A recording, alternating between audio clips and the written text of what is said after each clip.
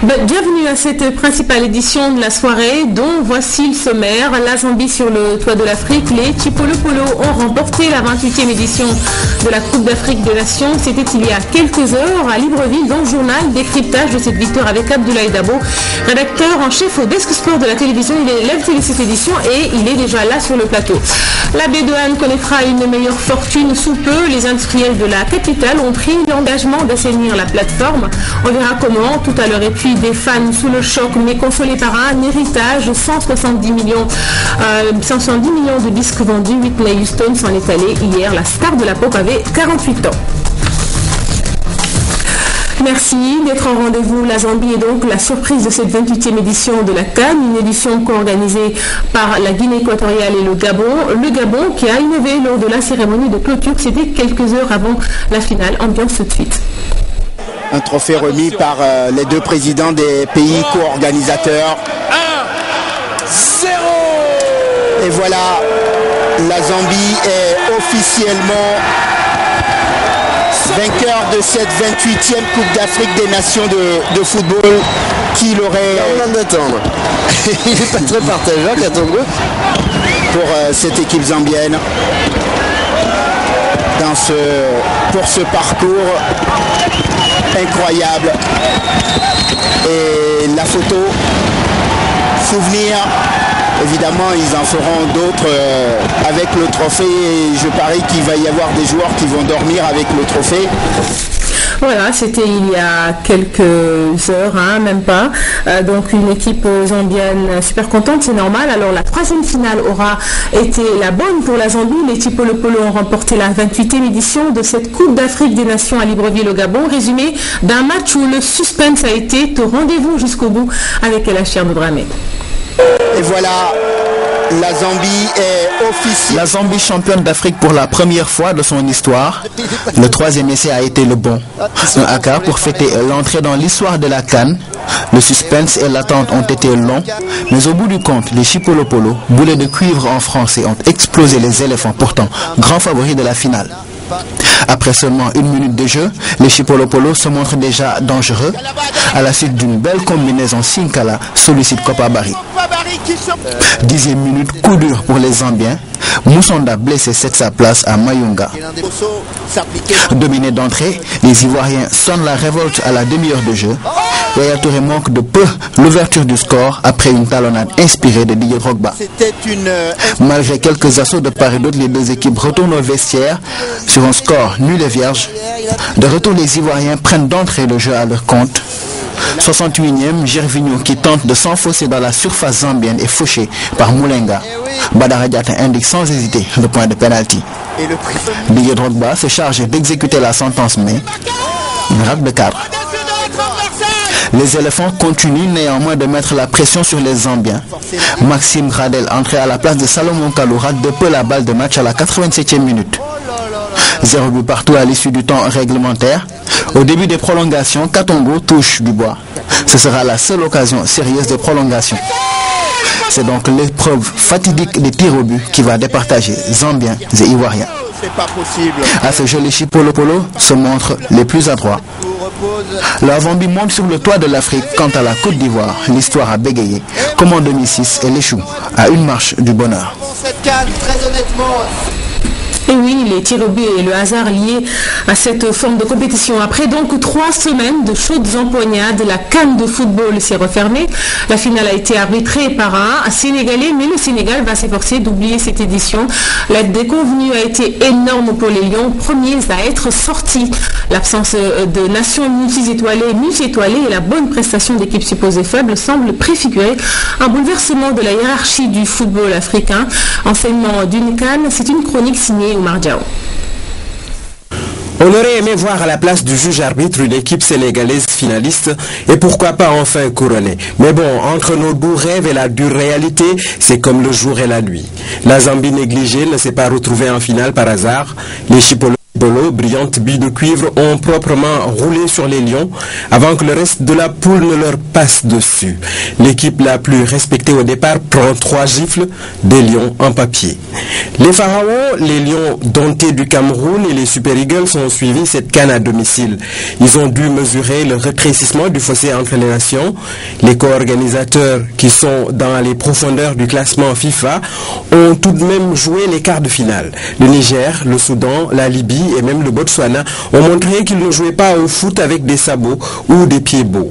La compétition est une affaire d'engagement, de motivation et de stratégie, autant de choses qui ont fait défaut aux Sénégalais, qui ont donné l'impression d'avoir regardé de haut leurs adversaires. Du haut de leur piédestal de favoris, ils ont douloureusement chuté et déchanté.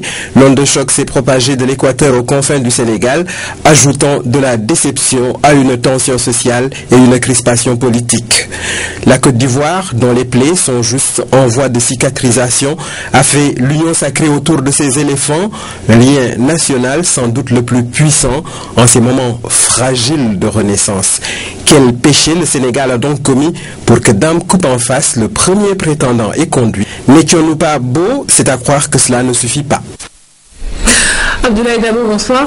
Bonsoir, ma fille. Merci d'être là. Vous êtes rédacteur en chef du Desco Sport.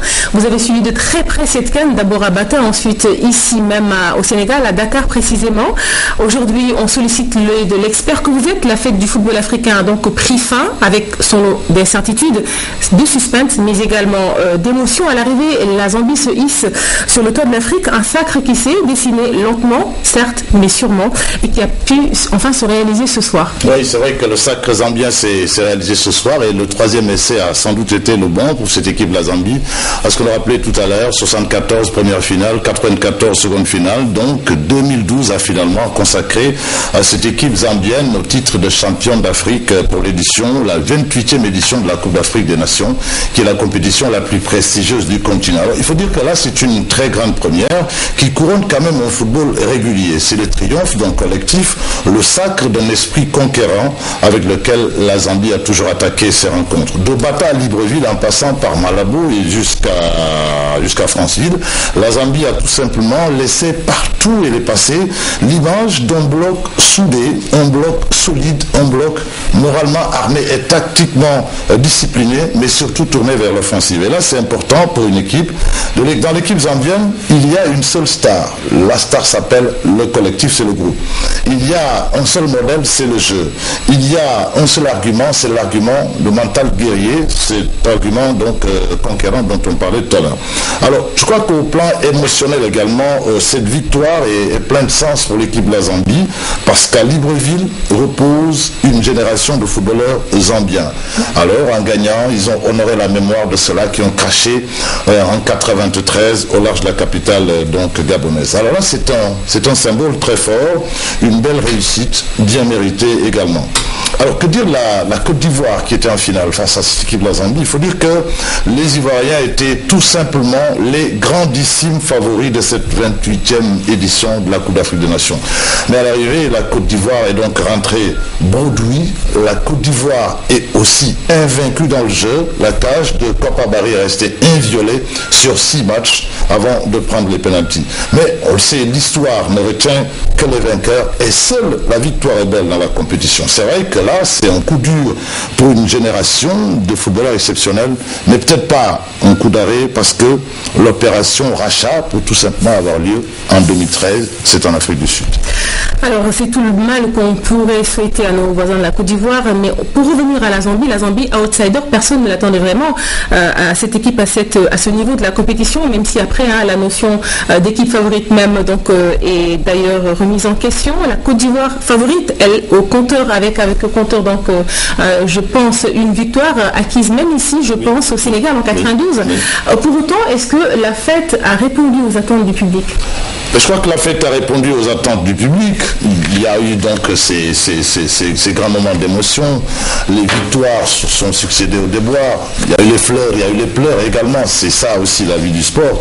Donc 2 pays d'Afrique centrale se sont partagés la compétition. C'était la deuxième expérience également de la co-organisation en Afrique depuis 2000. Alors je crois que la fête a répondu à l'attente du public parce que toute la diaspora africaine du football était là.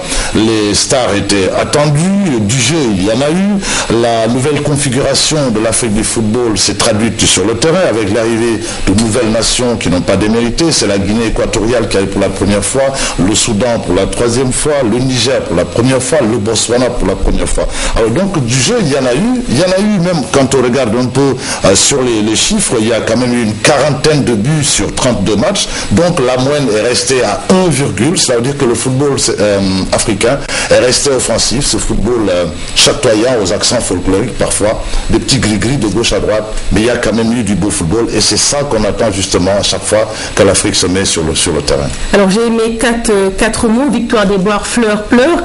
Autant dire qu'il y a eu de l'émotion. En 2013 va se jouer une prochaine CAN en Afrique du Sud, si je ne m'abuse. Bien avant, peut-on décrypter les leçons de cette édition qui vient de s'achever à peine? Autrement dit, quelles sont les perspectives du football africain au regard de cette présente CAN? Oui, je crois que le football africain reste sur la bonne voie. La CAN reste quand même l'événement majeur du continent. Au plan de la médiatisation, il y a eu des milliers de journalistes qui sont venus s'ajouter. Donc cela veut dire que, si vous voulez, l'empire du football s'étend de plus en plus à travers le monde. Et le footballeur africain est aujourd'hui plus valorisé que jamais. Les grandes stars sont arrivées, les sergents recruteurs étaient encore sur les gradins plus nombreux que d'habitude. Donc je pense tout simplement qu'avec cette nouvelle configuration et avec peut-être le retour de certains grands pays qui étaient absents à cette édition, je pense au Cameroun, à l'Égypte, à l'Afrique du Sud, etc. Alors avec ce retour, il y aura encore un bonus, mais attention, il y a eu un nivellement qui est en train de s'opérer et c'est fondamental pour le footballeur africain, pour le football africain d'une manière générale. Du point de vue émotionnel, pas de problème. On a vécu intensément à partir de Bata, à partir de Libreville, à partir de Malabo, en Afrique, en Guinée équatoriale, au Gabon, intensément cette Coupe d'Afrique. Eh bien, voilà, les sponsors sont arrivés à grande pompe. C'est aussi le cas de le dire parce qu'aujourd'hui, foot et business vont ensemble. La Coupe d'Afrique des Nations, je crois, est en train de gagner, justement, est en train d'agrandir son royaume, d'étendre un peu ses tentacules un peu partout dans le monde. Je crois que c'est de très belles perspectives et lorsqu'on sera en Afrique du Sud, ce sera peut-être la confirmation de tout ça parce que là, c'est un pays qui sort d'une Coupe du Monde, qui a des infrastructures très bonnes, qui a déjà, du point de vue des télécommunications, c'est un très grand pays. Je crois qu'on va également vers une autre grande fête du football. Vive les années impaires. Les années paires, c'est terminé parce qu'il faut éviter quand même le télescopage entre l'Euro, la Coupe du Monde, la Coupe d'Afrique fera seul son chemin. Afin de mobiliser les énergies. Merci beaucoup Abdoulaye Dabo. C'était l'œil de l'expert ce soir. Abdoulaye Dabo, rédacteur en chef au Desk Sport de la RTS qui décryptait pour nous donc cette 28e édition de la CAN qui s'est achevée il y a quelques instants. Et on poursuit le journal au chapitre de l'environnement. On reparle de la baie de Han et de cet engagement des industriels de Dakar. Ils ont fait le pari d'assainir la plateforme. Engagement réaffirmé au cours d'une rencontre qui a eu lieu sur la demande du ministère de l'Environnement. À la demande du ministère de l'Environnement, ils seront accompagnés, les industriels de Dakar, dans cette bataille pour la réhabilitation de la baie de Han par le bureau de mise à niveau. On fait le point avec vous, Ibrahim Afal Junior. Le ministre d'État en charge de l'environnement s'était rendu sur la baie d'Han. C'était l'indignation à la vue des rejets de l'eau usée industrielle qui pollue l'environnement et détruit la santé des populations. Dans l'effort d'assainir et de rendre à la baie son lustre d'antan, les industriels ont signé un protocole avec les structures concernées de l'État pour un pré-traitement des eaux avant qu'elles ne soient collectées et épurées à nouveau par un nouvel centre de traitement qui sera mis sur pied avec l'appui de l'AFD. Les institutions engagées, il y a déjà un protocole d'accord qui est signé entre les industriels et l'environnement et la direction de l'assainissement. Ce qui veut dire qu'ils sont partie prenante. C'est à la suite de cette visite de terrain que Djiboka a convoqué cette rencontre pour plus d'efforts de la part des industriels pour le respect de l'environnement. Une rencontre utile car elle aura permis aux industriels de poser sur la table quelques inquiétudes qui ont trait aux factures des rejets, mais également aux instruments de mesure des effluents.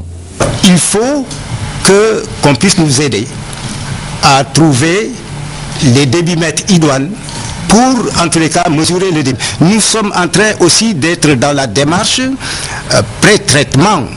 Ça cherche dans le milliard. L'État fera remarquer que le recouvrement des taxes à la pollution est très faible. Pour le pré-traitement, des solutions existent déjà à travers le Bureau national de mise à niveau. Des fonds seraient disponibles pour appuyer les industriels à s'équiper. Pour l'environnement, tout est mis en place pour le respect des normes. La taxe sur la pollution, il y a beaucoup d'efforts qui ont été faits, mais presque aucune industrie ne paye. On est presque à des milliards de contentieux donc avec ces industriels-là. Et tout cela, il fallait remettre ça sur la table. L'État ne peut plus accepter ce qui se passe, fera remarquer le ministère de l'Environnement. Le gouvernement ne peut pas en tout cas continuer à observer que certains en tout cas ne fournissent aucun effort. Il est vraiment impérieux que chacun essaie de fournir un effort. D'autres rencontres sont à venir, mais déjà certains industriels font des efforts pour le pré-traitement. Reste à trouver les débitmètres indiqués pour mesurer les rejets et aider au bon recouvrement de la taxe. Toute chose pour rendre à la baie d'Anne sa beauté. Et puis cette opération Mbour-Ville propre, l'opération vient d'être lancée pour accompagner la volonté des populations d'assainir leur ville. Un important lot de matériel a été mis à leur disposition par le ministère du Genre et du Cadre de Vie. Reportage sur place, Ibrahim Adong. Aujourd'hui, nous sommes là pour lancer, au nom du ministre d'État, Mme Awandiaï, ministre de la Culture, du Genre et du Cadre de Vie, pour lancer l'opération Mbour département propre. Pour la réussite d'une telle mission, un important dispositif a été mis en place. L'objectif est clair, débarrasser toutes les communes de Mbour de ces dépôts sauvages d'ordures. Mbour avait beaucoup de dépôts sauvages. Et aujourd'hui, c'est une occasion unique pour nous débarrasser de tous ces déchets. L'activité de ces pelleteuses dans la matinée ne laisse pas indifférent les riverains de la zone Sonatel. Ils observent avec attention ce qui se passe. Je suis très content pour aujourd'hui. On nous enlève les décès qui est dans notre quartier. Souvent il y a des maladies liées par les ordures. Je suis vraiment contente de cette opération de nettoiement. Ce n'est que bénéfique pour tous les riverains. Parce que nous sommes exposés à toutes sortes de maladies, surtout durant la saison des pluies. En Guéror, comme dans la commune de Somone, du matériel a été distribué aux populations. Au-delà de cette opération, un dispositif de gestion de déchets va également être mis en place. C'est que déjà, la cellule qui a été mise en place au niveau du ministère du Cadre de Vie, il y aura un détachement. Quelqu'un va être chargé de coordonner toutes les questions liées au nettoiement au nom de l'État dans le département de Mbour. Les inspectrices du nettoiement vont venir à Mbour, former les populations, les encadrer, les accompagner. Et nous aurons également une inspectrice de nettoiement qui sera là à Mbour pour accompagner les populations. Prévu pour une durée de 3 jours, l'opération Mbour Ville propre va se poursuivre jusqu'au 19 février. Le ministre de la Culture, du Genre et du Cadre de Vie compte élargir cette opération dans les autres localités du Sénégal. À présent, l'actualité dans le reste du monde sous forme de télégrammes illustrés. Les prochains billets de banque en Afrique du Sud seront à l'effigie de Madiba. Le président Jacob Zuma a fait la révélation devant la presse, mais on commence ce tour du monde par la Libye qui demande l'extradition de Saadi Kadhafi. Le Conseil national de transition libyen a demandé samedi au Niger de lui remettre Saadi Kadhafi, fils de l'ancien dirigeant libyen, après que celui-ci a promis dans une déclaration faite par téléphone à la chaîne Al Arabiya de revenir en Libye. Niamey a rappelé sa position de principe. Notre position reste la même. Nous remettrons Saadi Kadhafi à un gouvernement qui a une justice indépendante et impartiale. Cependant, le Niger a reconnu une faute dans la surveillance de cet hôte encombrant et que des mesures supplémentaires allaient être prises. Ces Congolais qui ont perdu leur statut de réfugiés suite à un accord tripartite entre le Gabon, le Congo et le HCR ont investi le siège du HCR à Libreville. Fuyant les guerres civiles, ils se sont installés au Gabon il y a maintenant 15 ans. Aujourd'hui, ils refusent de rentrer au Congo, d'être réinstallés dans un autre pays ou encore d'acheter une carte de séjour au prix de 700 000 francs CFA, soit 1050 €. Ils sont ainsi près de 9 000 à être devenus des sans-papiers. La presse s'était donné rendez-vous dans les locaux de la Banque centrale sud-africaine. Et c'est le chef de l'État, Jacob Zuma en personne, qui a révélé un secret jusque-là bien gardé. Les futurs billets de banque seront à l'effigie de Nelson Mandela, le premier président de l'Afrique du Sud libre et démocratique. L'annonce a été faite le jour anniversaire de la libération de Madiba, le 11 février 1990, après 27 ans passés en prison. journée de solidarité à la rébellion syrienne. Aujourd'hui, un peu partout dans le monde, Tel Aviv, Ramallah, en Angleterre, partout, des manifestants condamnent la répression du gouvernement syrien. Le président Bachar al-Assad intensifie sur place la répression, notamment à Homs, où une trentaine de blindés ont convergé ce jour. Le président Bachar el-Assad intensifie les opérations d'écrasement de la rébellion du peuple syrien, notamment dans la ville de Homs, vers laquelle convergeaient ce dimanche plus de 30 blindés selon l'Observatoire syrien des droits de l'homme. Face au comportement pathologique d'un régime qui n'hésite pas à démolir des quartiers entiers sur leurs habitants, les manifestants continuent de dénoncer la barbarie du pouvoir et la caution que lui apporte encore la Russie. Ils ont désormais le soutien de la rue dans de nombreuses capitales occidentales et de la région. À Paris, ils étaient des centaines à brandir samedi le drapeau de la révolution et à réclamer le départ de Bachar. Il faut passer à un niveau supérieur, il faut le sanctionner, il faut au moins expulser les ambassadeurs syriens partout dans le monde, et si la France prenne l'initiative, tant mieux. Même solidarité à Londres, où de nombreux Syriens venus des quatre coins de l'Angleterre ont participé au rassemblement d'Amnesty International pour les droits de l'homme au Proche-Orient et en Afrique du Nord. Notre message, c'est que vous n'êtes pas seul. Ceci se produit dans le monde entier, pas seulement en Europe et aux États-Unis, mais aussi en Asie, en Afrique et en Amérique latine. Pour dire au peuple syrien, nous savons que vous vivez des temps très difficiles, vos droits sont violés et nous sommes tous avec vous. En Israël, les Arabes israéliens de Bakr al-Gharbiya brandissaient les portraits accolés de Hitler et Assad pour dénoncer les agissements du régime baathiste, tandis qu'à Tel Aviv, ce sont des Russes israéliens qui se rassemblaient devant l'ambassade de Russie pour dénoncer la complicité de Poutine avec le tyran syrien. Nous sommes ici pour dire que nous ne pouvons pas rester silencieux plus longtemps, alors qu'à quelques kilomètres de là, des femmes et des enfants se font massacrer seulement parce qu'ils se battent pour la liberté. Au même moment, à l'église de Ramallah en Cisjordanie, des chrétiens palestiniens priaient pour que cessent les massacres en Syrie. Je vous l'annonçais en titre, le décès de l'actrice et en même temps de la chanteuse américaine Whitney Houston. Selon un site spécialisé dans l'actualité des Peoples, la chanteuse se serait noyée dans sa baignoire, dans la baignoire de sa chambre d'hôtel. Selon TMZ, qui cite des sources policières, aucune drogue n'aurait été retrouvée sur place. Les policiers auraient en revanche retrouvé plusieurs boîtes de médicaments vides. Une autopsie sera par ailleurs pratiquée pour déterminer les circonstances exactes du décès de Whitney Houston. I Always Love You, cette voix suave, vous ne l'entendrez plus. Whitney Houston, l'étoile brillante des années 90, s'en est allée hier, 11 février 2012, à seulement 48 ans. Elle est partie, mais son souvenir restera à jamais dans le cœur de ses fans qui se sont réveillés anéantis en apprenant le décès de l'ex-femme de Bobby Brown.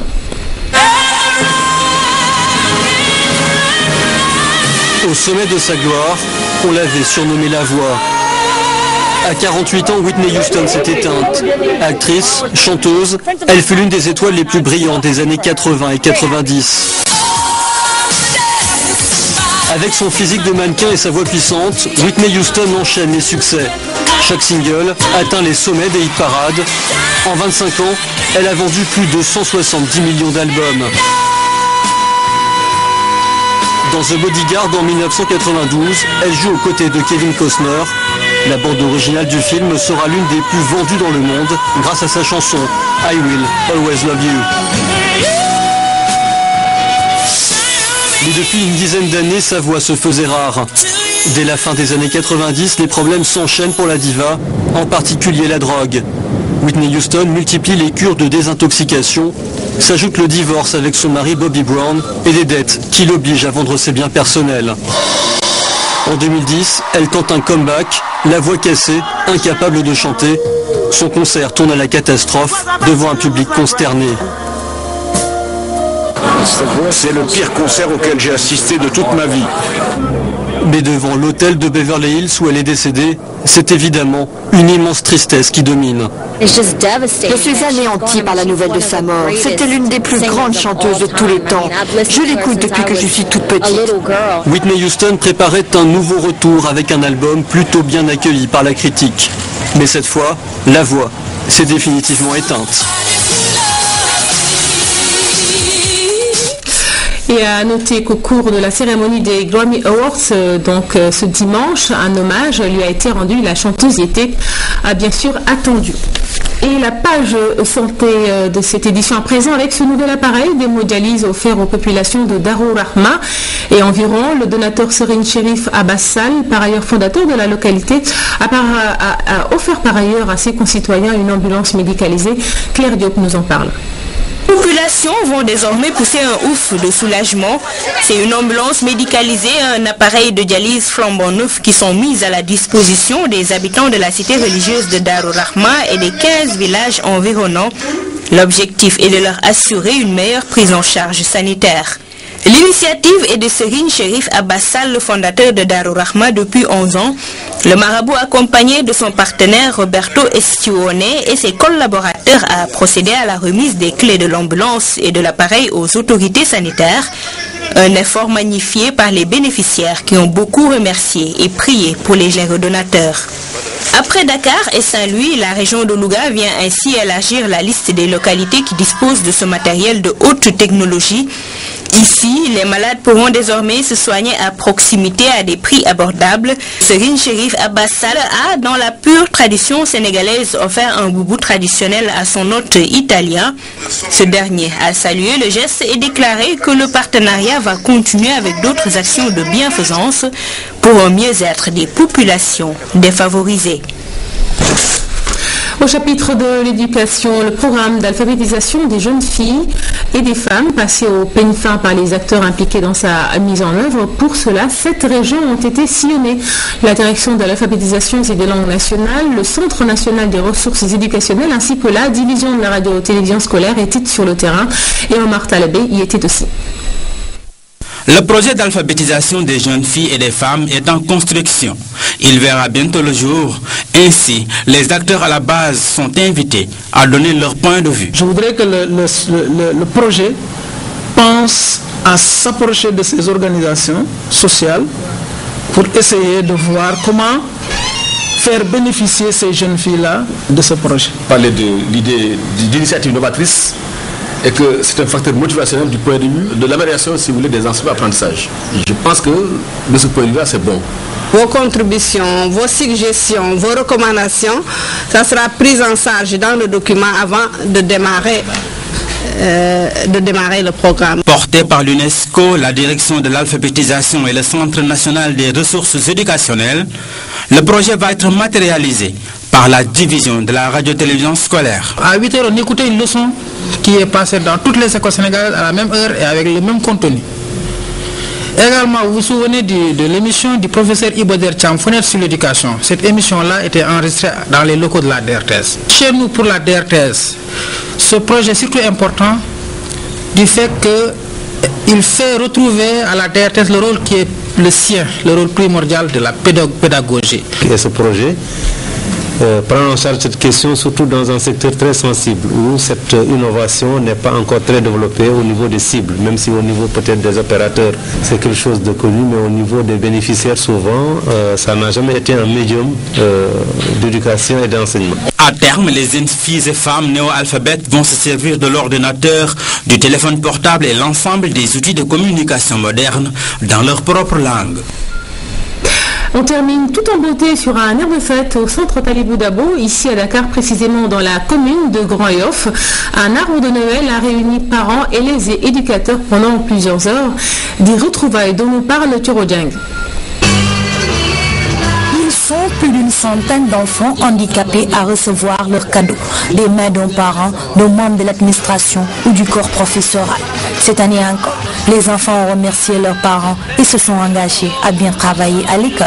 Je me fais l'écho de tous les élèves du centre pour vous souhaiter la bienvenue. Permettez-moi de saisir l'opportunité que nous offre la rencontre pour vous exprimer les sentiments de satisfaction, de fierté à l'endroit de nos enseignants. Un moment de bonheur et de retrouvailles pour les anciens et actuels élèves du centre. Certes, le traitement et la prise en charge des enfants handicapés nécessitent le déboursement d'un budget colossal, mais assurer à un enfant une bonne éducation est plus qu'un trésor. Comme de coutume, à chaque fin d'année, on fait cette fête et donc on a tenu compte de faire pour ces enfants. Et comme nous le disons, ces enfants handicapés et les handicapés en général ne sont pas une population à part. Ils sont une population à part entière dans la société. Et donc on a tenu à leur montrer ça. Nous félicitons le directeur et l'équipe du centre Talibou Dabo d'avoir bien voulu organiser cette cérémonie de cet après-midi pour arracher un sourire à ces enfants. Pour joindre l'utile à l'agréable, les enfants ont joué des sketchs sur scène, des prestations qui avaient pour objectif de sensibiliser les autorités étatiques sur la prise en charge des enfants handicapés. Je vous disais qu'on terminerait sur un air de fête et puis la principale édition de la soirée retenait là. La Zambie est sur le toit du football continental. Elle vient de battre la Côte d'Ivoire après 120 minutes de jeu et bien sûr une séance de tir au but. Merci d'avoir suivi cette édition. Dans un peu moins de 5 heures maintenant, vous pourrez suivre le magazine matinal sur la RTS1 Kenkeliba avec toute l'équipe emmenée par Pape Madi Diop. Quant à moi, je vous souhaite de passer une excellente suite de programmes, une excellente donc soirée en compagnie des programmes de la RTS et vous souhaite également de passer une excellente semaine. Au revoir.